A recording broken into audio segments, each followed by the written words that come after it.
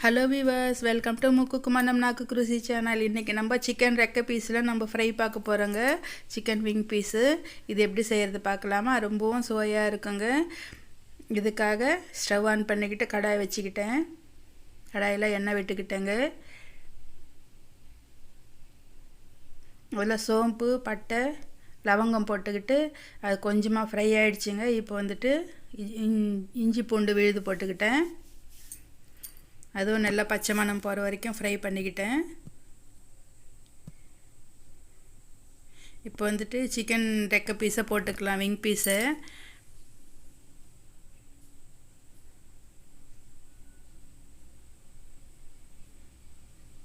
இதை போட்டு நல்லா ஃப்ரை பண்ணிக்கலாங்க. கலர் மாறுற வரைக்கும் இதே மாதிரி மூடி போட்டு இது மாதிரி ஃப்ரை பண்ணிக்கிட்டு இருக்கணும்.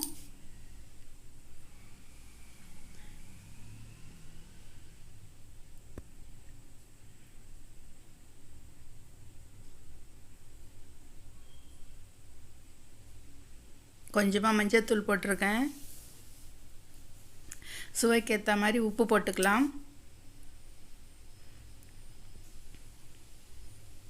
நல்லா மிக்ஸ் ஆகிற மாதிரி ஒரு வாட்டி கலக்கி விட்டுக்கலாங்க. மூடி போட்டோம். மூடி போட்டு எடுத்தாக்க ஒரு பக்கம் நல்லா இது மாதிரி ஃப்ரை ஆகிடுச்சு. இதே மாதிரி ரெண்டு பக்கமும் வர மாதிரி நல்லா ஃப்ரை பண்ணிக்கணும்.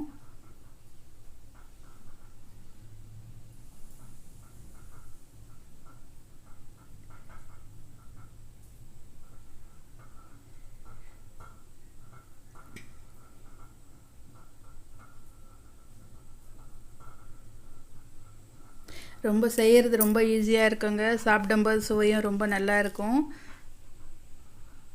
இதெல்லாம் இது மாதிரி திருப்பி போட்டு போட்டு நல்லா இது மாதிரி கலர் வர வரைக்கும் நல்லா இதே மாதிரி வறுத்துக்கலாம்.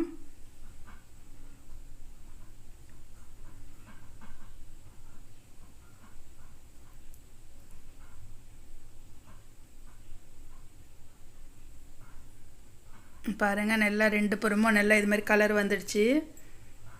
இது இப்படியே சாப்பிட்லாங்க, ரொம்பவும் சுவையாக இருக்கும். இதெல்லாம் மசாலா சேர்த்துக்கலாம். கொஞ்சமாக தனியாத்தூள் போட்டிருக்கேன். இப்போ மிளகாத்தூள் வந்துட்டு நமக்கு காரத்துக்கு ஏற்ப போட்டுக்கலாம். கொஞ்சம் கரம் மசாலா போட்டிருக்கேன்.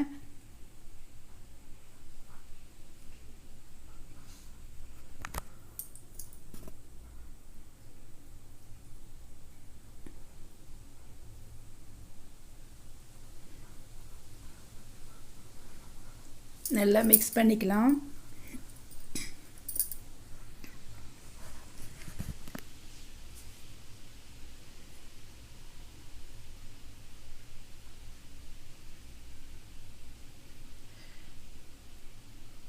மீடியம் ஃப்ளேமில் வச்சு பண்ணுறேங்க நான். இது ஹை ஃப்ளேமில் வச்ச மசாலா வந்துட்டு தீஞ்சிரும்.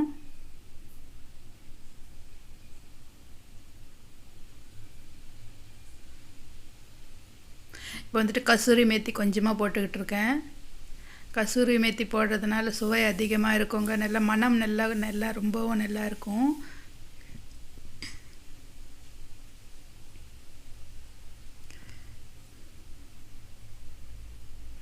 நல்லா எல்லாத்துக்கும் மிக்ஸ் ஆகிடுச்சிங்க. மசாலா சிக்கன் எல்லாம் பிடிச்சி வந்திருக்கு பாருங்கள். இந்த நேரத்தில் கொஞ்சமாக தண்ணி தெளிச்சிக்கலாம். தண்ணி விடக்கூடாதுங்க. தண்ணி கையால் எடுத்து கொஞ்சமாக தெளிச்சிக்கணும். ஏன்னா அந்த மசாலாலாம் சிக்கன் பீஸுக்கு நல்லா ஒட்டி வந்துடும் கடாயில் இருக்காமல். கொஞ்சமாக இது மாதிரி தெளித்து விட்டுக்கணும். இப்போ வந்துட்டு நம்ம கடாயில் அதிகமாக மசாலா இருக்குது, அது எல்லாமே பீஸுக்கு நல்லா ஒட்டி வரும்.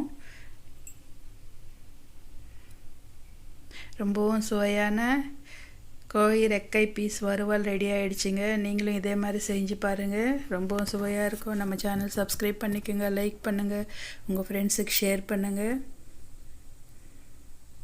பார்த்துட்டு இருந்தாவே வாயில் தண்ணி வருது இல்லையா? ரொம்பவும் சுவையாக இருக்கும்.